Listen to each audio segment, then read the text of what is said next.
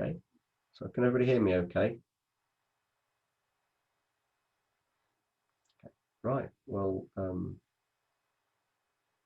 we'll start.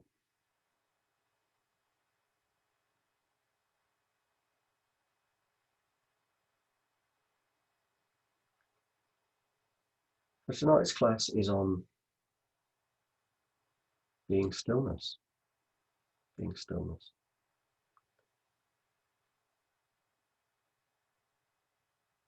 I think when we start off, we've got lots of thoughts naturally going on in our mind, lots of thoughts that we have busy minds. And then gradually as we meditate and we find there are gaps between thoughts, and we start to notice that stillness that's between them. And then gradually that gets longer and longer, depending on the day we've had, often from my experience, depending on the day we've had. And the amount of routine we do, meditation, we get benefit from meditation from continuity, from repeat, from repetition. And even if it's 5 or 10 minutes, just repetition. And the second part, which secular mindfulness has sort of dropped, which I can understand why, because they're trying to market to the masses and bring mindfulness to more people, which they have an incredible amount. But what they've dropped is the moral discipline side of it, which sounds discipline, moral. And I use that language from my Tibetan Buddhist past, and it doesn't really mean chiseled in stone 10 commandments or Buddhist vows. It doesn't mean that. It means we check for ourselves what disturbs our mind day to day. Now, there's a bit of a chicken and egg with that, because if our mind's busy, we can't check what disturbs it. It's always busy. So I think if we do a breathing meditation or something like that as a basic meditation, loving kindness meditation, whatever it is, walking meditation, you get a bit of slowing down of your mind. Then we're in a position to watch it and see what stirs it up. So it might be that you engage in, and I'm not being personal, I'm just, we're all faulty. We might engage in a bit of gossip, it might disturb our mind. We might tell lies. Now, I don't mean you go around telling lies for the sake of it, but sometimes we tell professional lies. Yeah, I can fit that in. Or yeah, I've got the manpower to do that, the woman power to do that. Yeah, we've done that before. Oh yeah, I can do that. It might be we tell fibs socially. Now, some lies don't disturb our mind, do they? Somebody says, I learned this a long time ago. If a woman says, does my bum look big in this? You don't leave a pause. You say no. You don't leave a pause. You're straight on it. No. Now, that's a kind lie, isn't it? It's not dogma. I think we have to apply common sense and just watch our mind. What disturbs it? So lying can disturb the mind. There's some classics: lying, killing. People who've killed, even if they've killed through accidents, whatever, they can be mentally tormented the rest of their life for it, and it comes under PTSD. I think that killing, stealing. Don't know. Does it disturb your mind? Do you steal? The classic thing used to be stationery from the office. I don't think that people use much stationery anymore. It used to be the post-its and the Tipp-Ex and whatever else. And I don't think can't think really stealing, but stealing can disturb the mind. Drinking intoxicants is another classic, which you can check for yourself. Does caffeine disturb your mind so that you can't meditate so well and see the spaces? Does alcohol do it? Does you have a spliff every day that sort of dulls the senses, or we can check that sort of thing. Do we drink 4 cans of Coke, 3 espressos, and we're so buzzed that we can't actually meditate at all? It's just for us to check. Maybe not. Maybe none of those things affect your mind. If they don't, there's no reason to stop them in terms of experiencing more stillness. What have I covered? Killing, stealing, lying, the standard ones sort of that come from Buddhism that are known to sort of disturb the mind. And sexual misconduct, mispractice, whatever that might be. And again, that's just obviously if somebody's having an affair, then it'll probably disturb their mind, probably on high alert, they're probably thinking about stuff. There's no morality here in terms of judgment of that, but we can check, is that disturbing our peace of mind to be able to see space in between thoughts?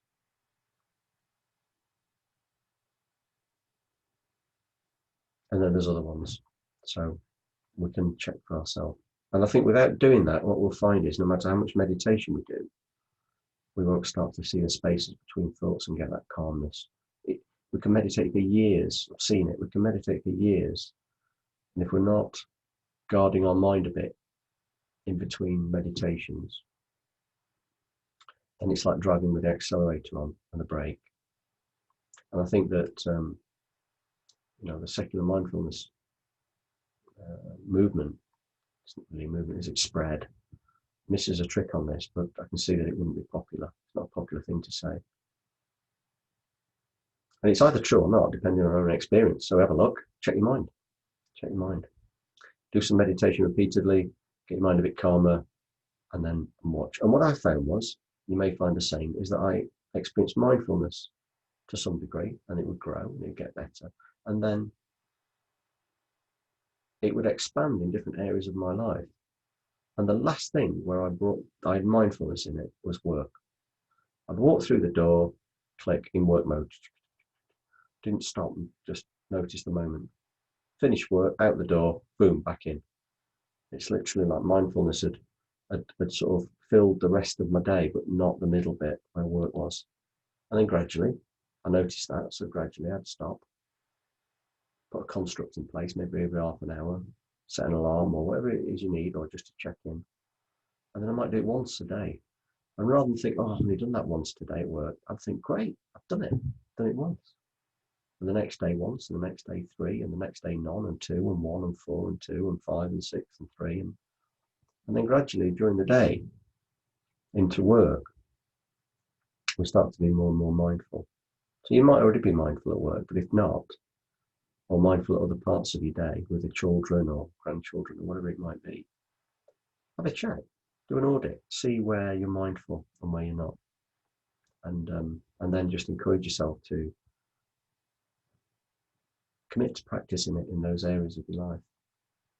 And it took me quite a long time, and then I realized that, I was mindful most of my working day. Not all of it. I turned up to a site today without my mask on. Just totally forgot about COVID, which was quite nice. It's been in my mind most of the last 6 months on and off, like most of us. It's nice not to have it in my mind for a little bit, but we're not trying to be perfect here. And if you do that, then when you come to do formal meditation, it will be like falling off a log. It'll be a lot easier the more you stretch your mindfulness practice outside of meditation. And I don't mean being like tedious. My hand's now going to my mouse. My mouse is not now moving across the table. Fall asleep doing that. The Zen practices where they do these little ceremonies. They have a cup of tea at the end of it. Make a cup of tea and a drink of tea. So we've got to have some sort of fun in it, otherwise we won't do it. So, be very light about it. Check in every now and again. You might be in a meeting. You might just come off a phone call, or whatever it might be, or just before a phone call. Take a moment, your mind into the moment, notice how you're feeling, and take the call. Or when you're about to walk into a room, or you're about to meet someone. You're about to meet someone in a meeting. Just take a few moments beforehand and try and build it into your routine. It can be quite fun actually, because everyone's hectic at work. It's quite fun to just stop for a minute. It can be quite good for time management, to just stop and notice what's going on.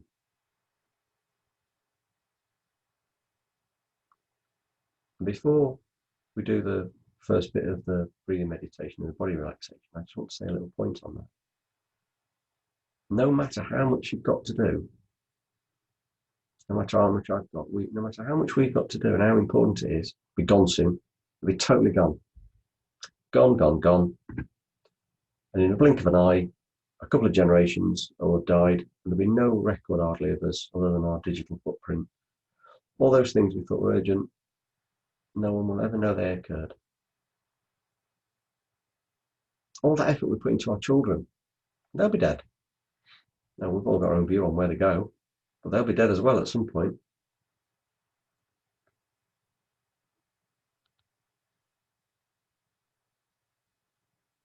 And that can really help with gaining a spacious mind, being aware of death.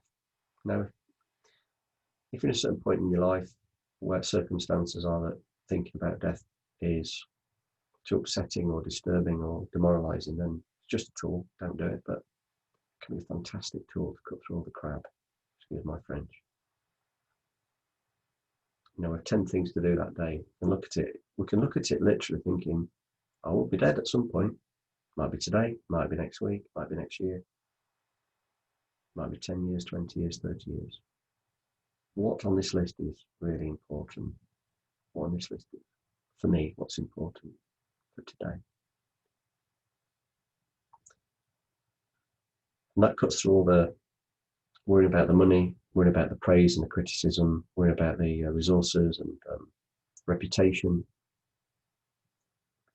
It sort of cuts through all of that, and then it becomes very clear what's important for our day. And what's important for our day to be a meaningful day for us. It's very easy when we're aware of death to come to a view on what's meaningful for our day. And then at the end of the day, we can check, has it been a meaningful day? Based on what I think a good day is for me, as while I'm alive, what's important? Has it been a good day? And if it hasn't, then we try again tomorrow and think about death the next day. The more we bring death into our life, the more we start living. Sounds weird. If we never think about death, our life just gets consumed with rubbish. Triviality. Total triviality. Fascia boards need painting. Wheel needs fixing. This and that and the other. And all right, then you're doing that. At the end of the day, do we look at the day and think, yeah, that was a meaningful day. I fixed the fascia board. that was a meaningful day. I screwed the gate on tighter. Might be, but if it's not, no, we don't need to worry about it. It's on the to-do list. Okay, so I wanted to set today up with that because otherwise it's very easy to think, well, I'm not making progress. Am I doing something wrong? So if you're not making as much progress as you'd like, bring more death awareness into your life. Definitely that will work. Definitely. And just watch conduct. You know, what disturbs your mind with your conduct? Divisive speech is so easy. You know, tittle tattle, moaning about someone. It's so easy. Complaining, whatever it might be. So I'm not sitting here saying I'm perfect, flipping out, way far from it. But I do know the sort of things that disturb my mind, and therefore I don't conclude that I'm not a very good meditator. I conclude that I've been gossiping again. So I don't mix the two up so much. Oh yeah, okay, I've been gossiping. That's why my mind's a bit busy. And it's very easy to check what's disturbed your mind because whatever's coming out in it will be part of what disturbed it. You know, if it's the fact that you loathe traffic wardens and you just seen one 5 minutes ago, and you go home to meditate, and all you can think about is the bloody traffic warden. Look away when you see a traffic warden. Meditate on love towards traffic wardens, whatever you need to do, and you'll make miles more progress. Miles more progress. Okay, right, pep talk over. We'll do some meditation.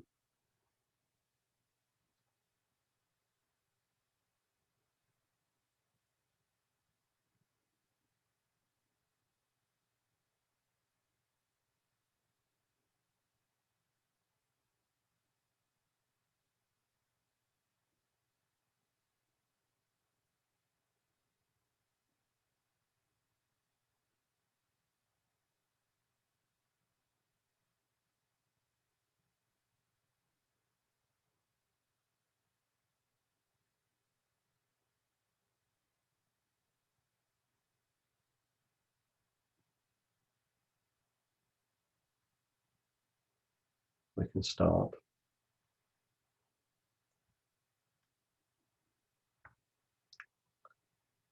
by noticing what's coming into our mind at the moment, given what I've said. To what degree have you got thoughts coming in?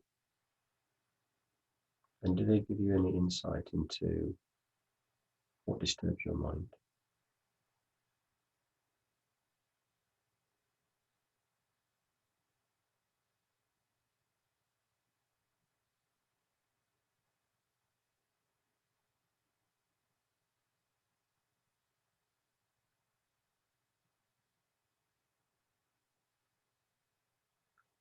So we can't lose in meditation if we practice skillfully, because if you sit down to meditate and your mind is really busy, you can do this, you can watch it.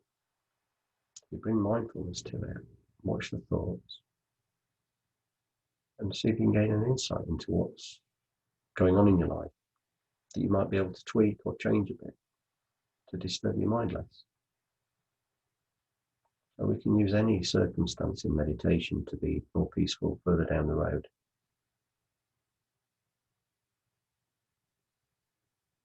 Rather than feeling despondent that we didn't meditate very well, right, okay, it's an opportunity for some insight. What's going through my mind? What's coming into it?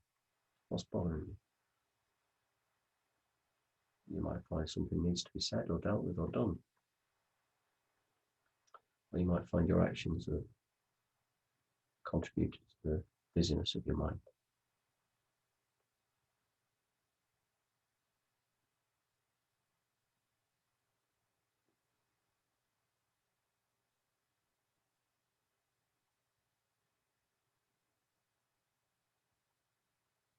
We can set an intention for today's class to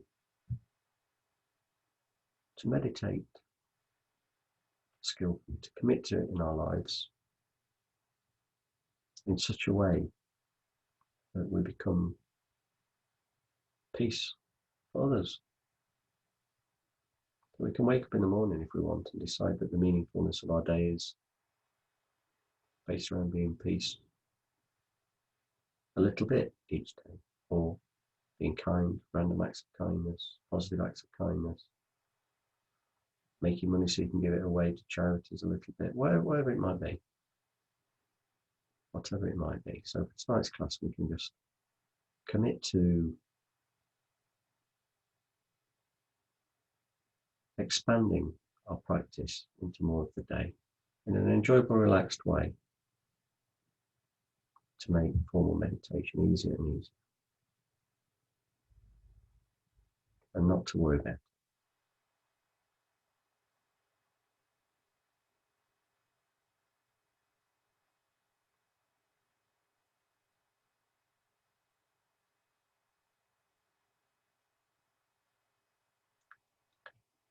Now we can bring our awareness to our feelings. Notice what's in here.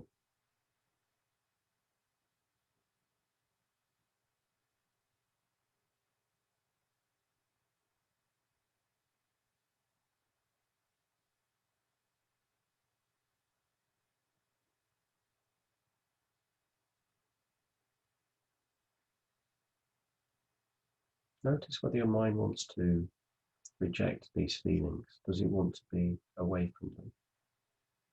Is it okay for them to be here? And just be basically honest about it. It just gives us insight to our human condition.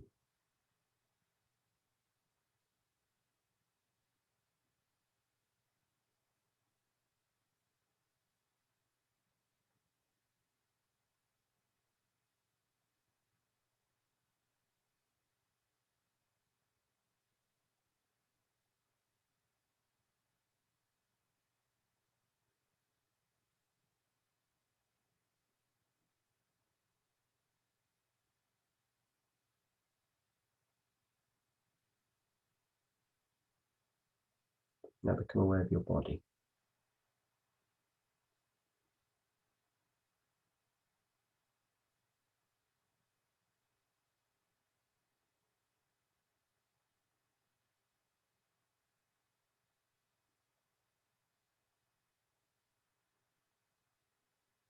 Does your body feel still?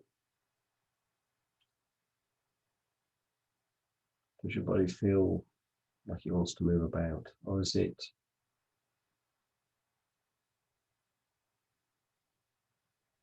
happy to be restful?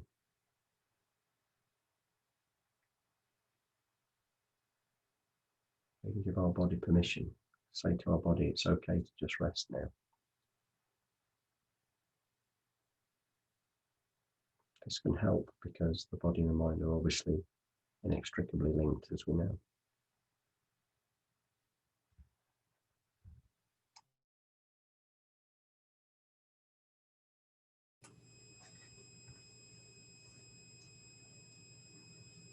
So say to our body, it's okay to rest. You can rest.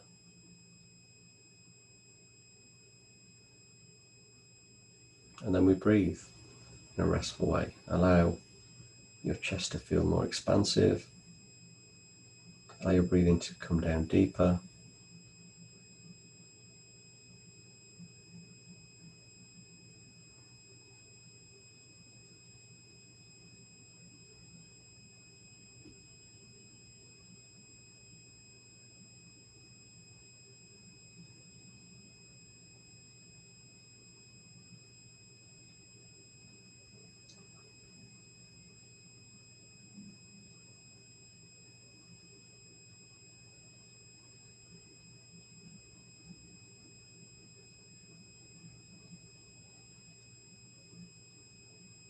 Now we're going to relax our body bit by bit, bit by bit. Bring your awareness to your left shoulder, scan all the way down. Any tension, any tightness. Relax it off.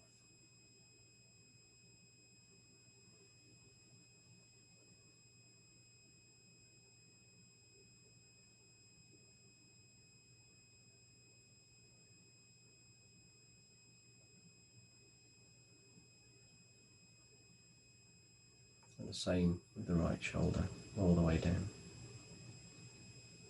All the way down the right arm. Check for any tension, any tightness.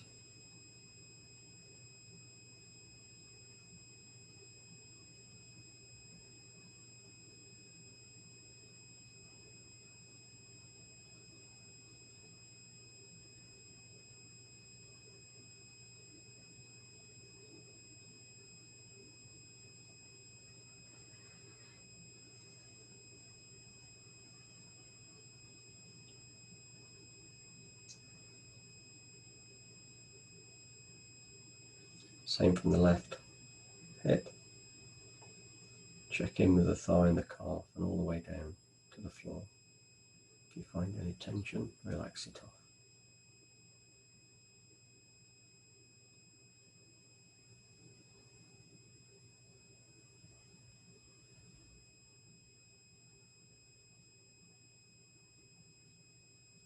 And now from the right side, from the right hip down. Just let the leg relax.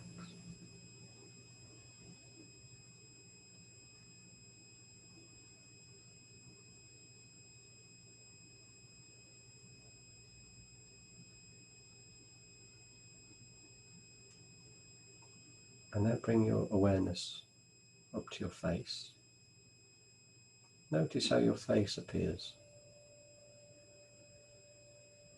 Is there tension around the eyes or tension in the jaw? See if you can observe it by just having a general awareness of your face.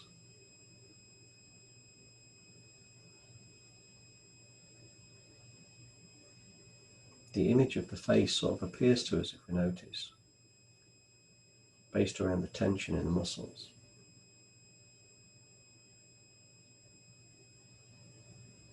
And touch, like with the lips touching. Or if our hair touches our face. Tension and contact make up this appearance of a face that we experience when we watch it.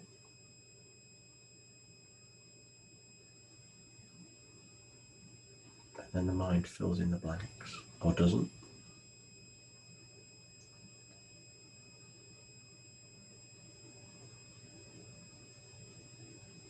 So using this method, just relax where you find tension in your face, in your head.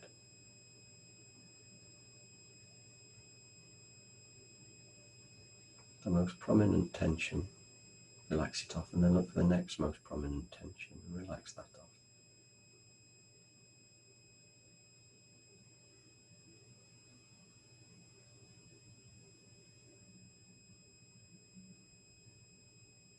Keep the mind alert. It tends to become a bit dull as we relax the face.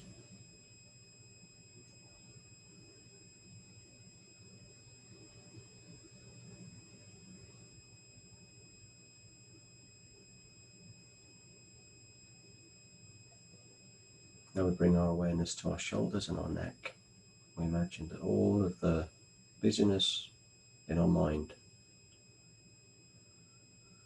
that's put tension into our shoulders and neck just ceases. Imagine it all just ceases, and all there is shoulders and neck, physical.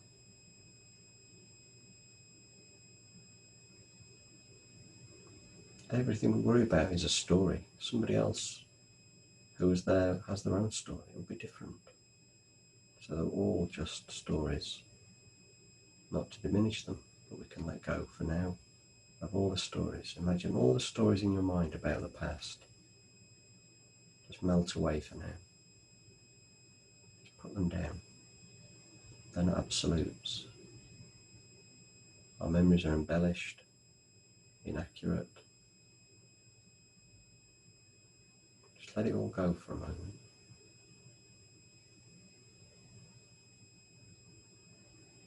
Imagine all the burdens come off your shoulders and your neck.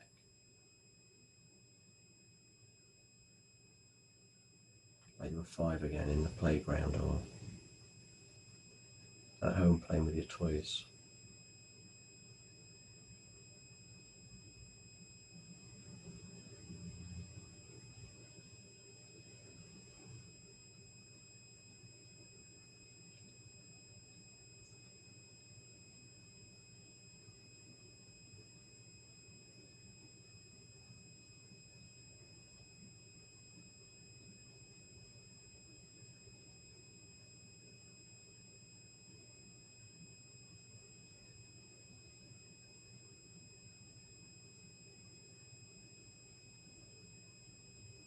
Now we visualize black smoke inside of our body cavity.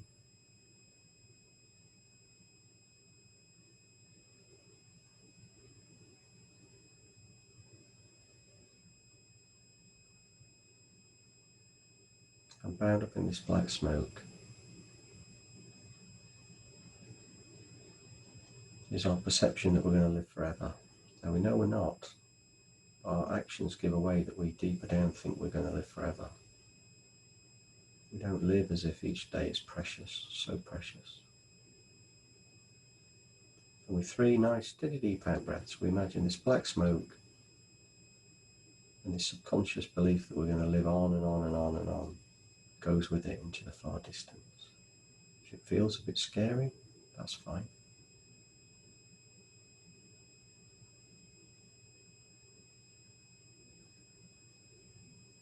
Breathe out this black smoke and the subconscious belief that we're going to live forever, that you're going to live forever, because you're not.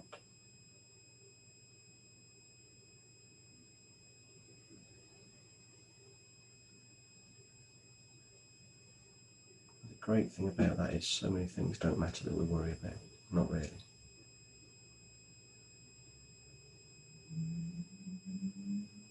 And then, after the 3rd out breath, imagine yourself breathing in sparkling golden light.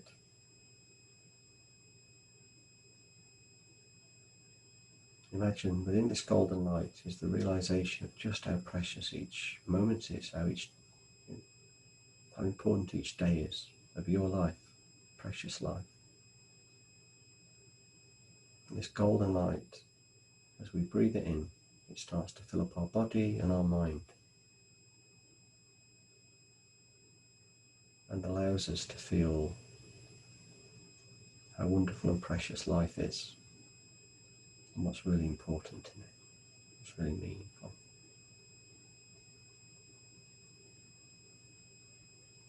in sparkling golden light.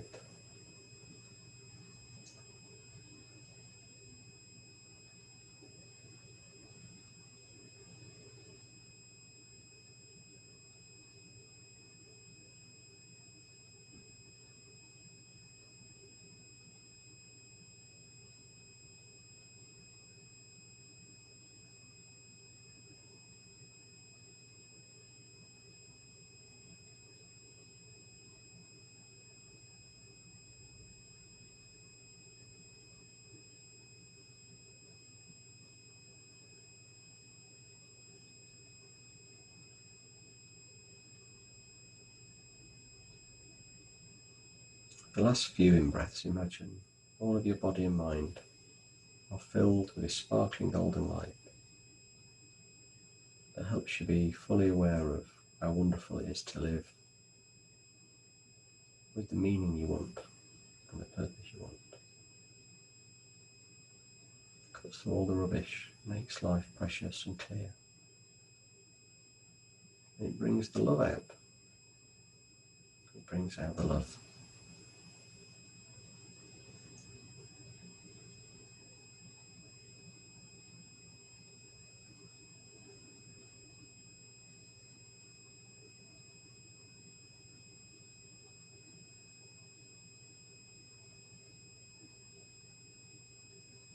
And now we bring our breathing back to its normal rhythm.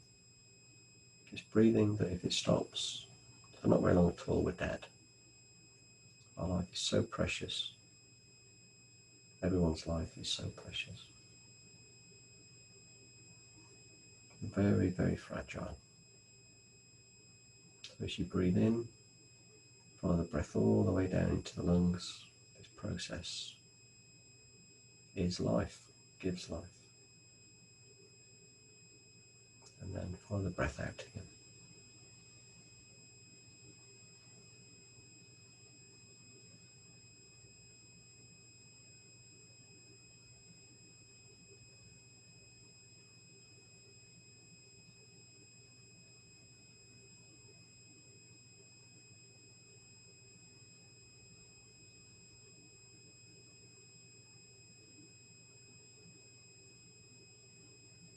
So we don't have to remember to keep alive, do we? Even in sleep, this mechanical and chemical process functions.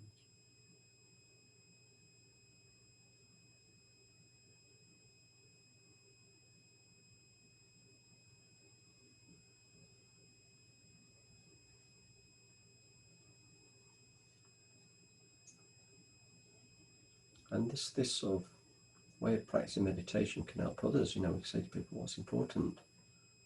What's meaningful for you? What's important? We can help counsel other people in this way if they're stressed or anxious or worried. Help them find focus in a skillful way.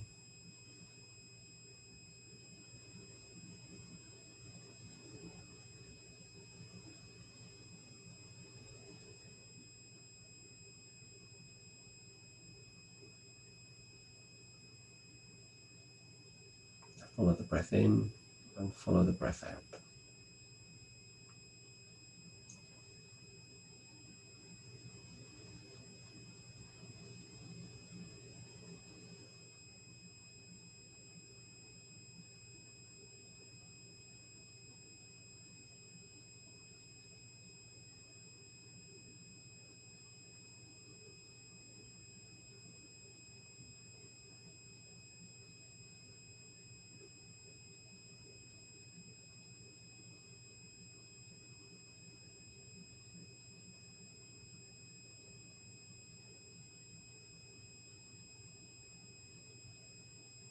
Bringing the awareness into the nostril linings.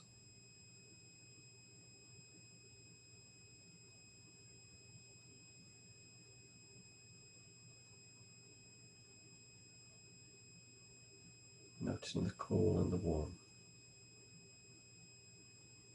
No striving, no trying, just watching. The mind will wander away, it'll come back, find these sensations again and just watch them. This is meaningful, this brings peace. Very few things that we can do are more meaningful than just this. Our deepest wish is peace. We're practicing it.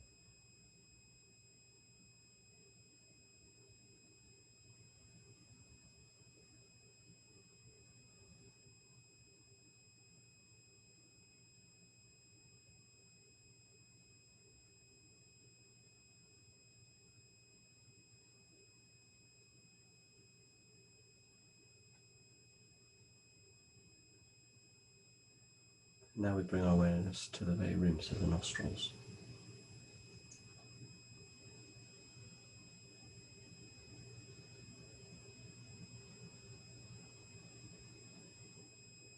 Notice again the cool and the warm sensations. Just focusing on them. Concentration in meditation brings peace.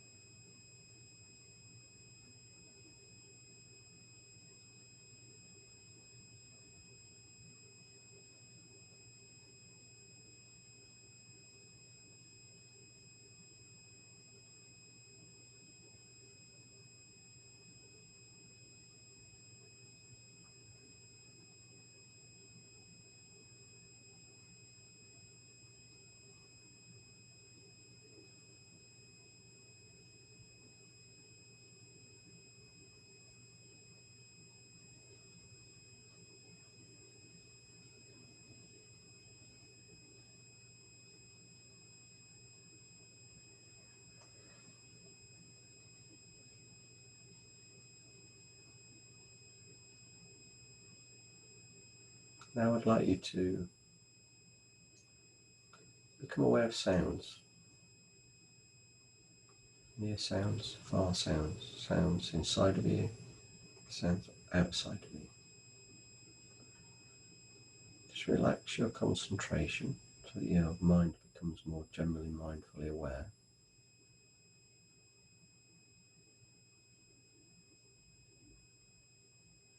And notice the sounds.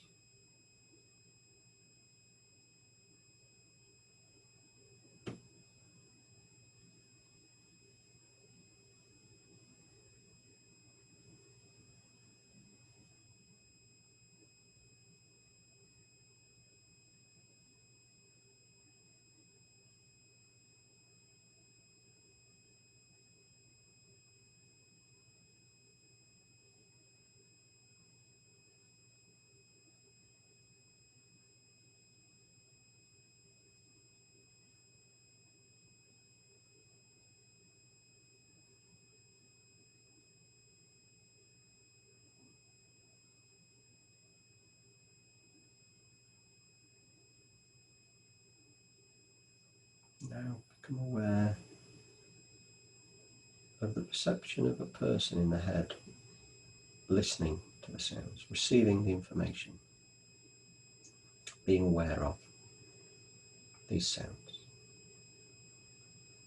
If you're like me, you'll notice that there's a sense of a person meditating in the head, behind the eyes, between the temples. Maybe for you it's different. Just have a check. Where does the seat of awareness seem to be for receiving these sounds?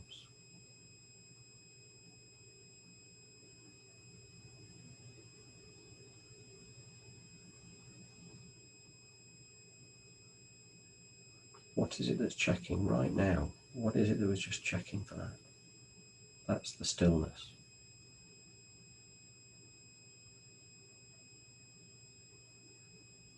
So again, we hear the sounds. We check for where the receiving experience of the sounds are. In the toe, in the arm, in the head, in the face, in the throat.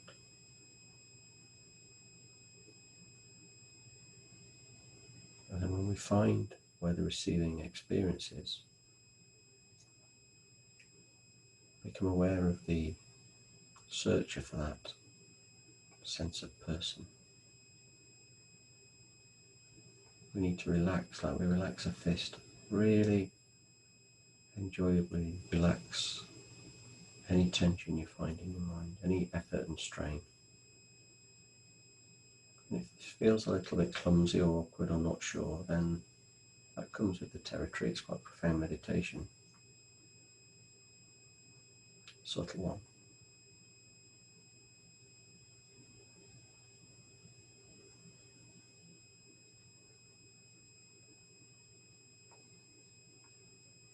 This thing that can check where the experiencer resides.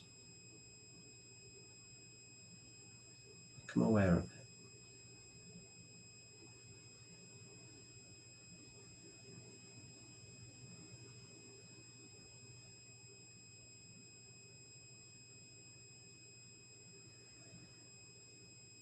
The stillness is there even in the busyness. Just like the blue sky is always there above the clouds.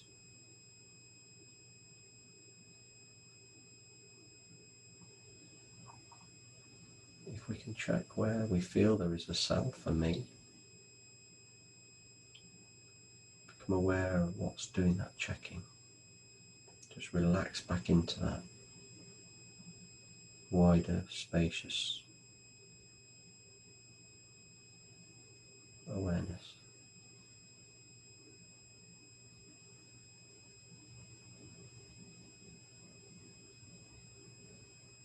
And then see if you can stay with it, or be it. See if you can be that presence, watching the sense of self, listening. Or if you can look at it, this stillness that knows there's a sense of a self in the head, listening. If your mind wanders away, just come back.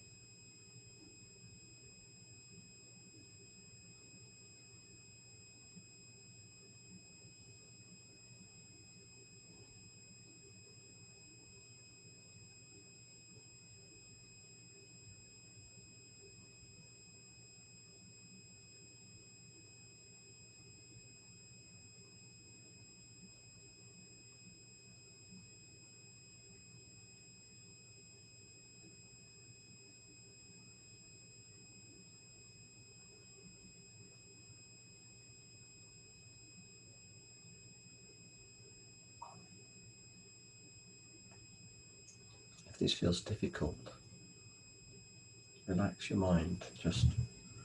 It's subtle, that's all. There's something that can watch this sensation of a self in their head, but knows that if we know there's a watcher, there has to be something watching it. What's this still presence?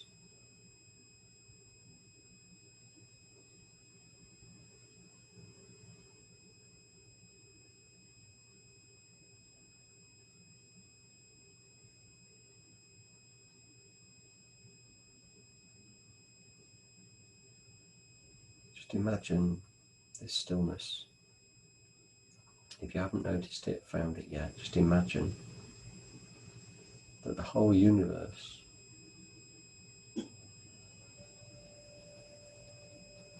is held in stillness.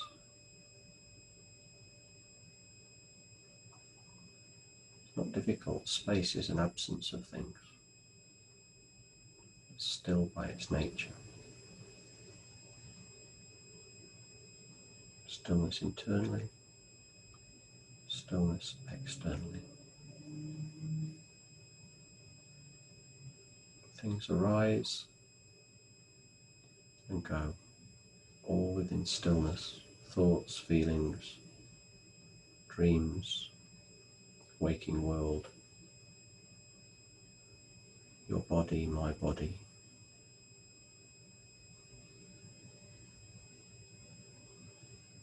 And this stillness doesn't die. This stillness doesn't cease when we fall asleep. We can remain mindful during sleep. In deep sleep, this is all there is.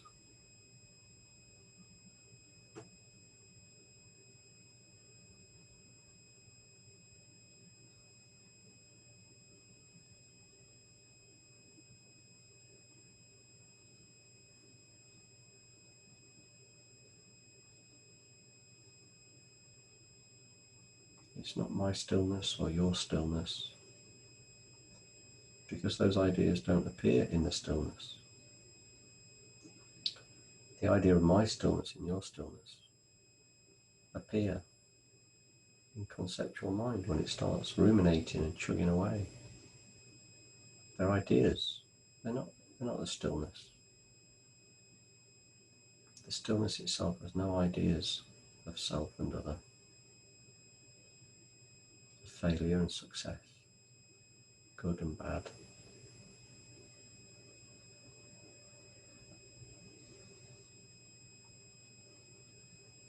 No idea of self-worth, self-loathing, self-confidence, insecurity. It's just still. It watches all of those things, so it can't be them.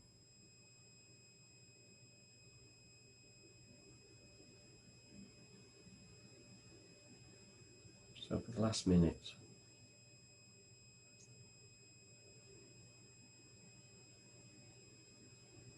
relax into this stillness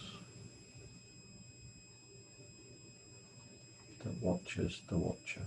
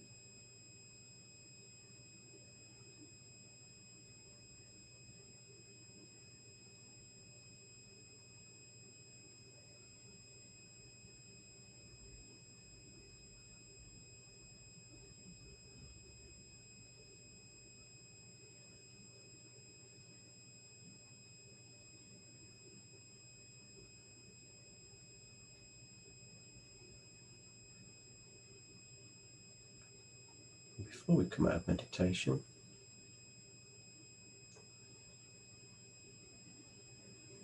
we can just be aware of the stillness that pervades the whole universe, inside and out,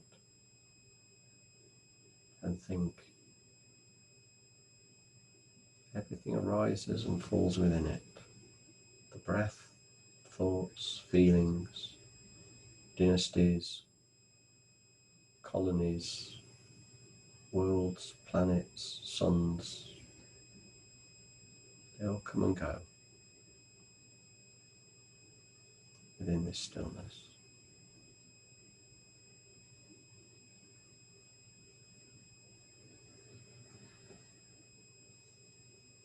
And what we call self is just an idea, just a label we can stick on any of all this stuff.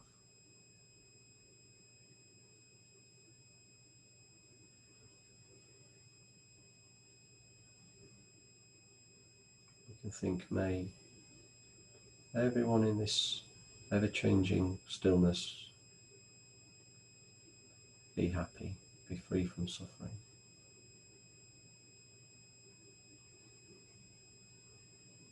And that includes ourselves. And may I come back to this stillness when I need it. May I come back to this stillness when I need it. This is refuge.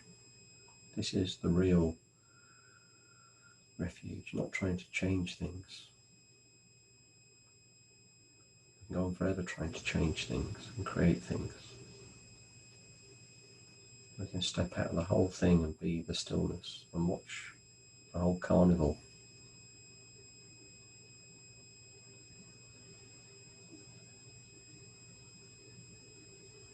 And when it feels comfortable, just gently allow your eyes to open. Remain aware of the spaciousness you feel.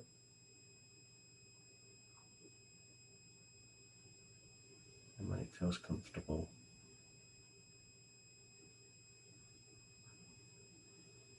Open your eyes, relax, stay aware. Thank you.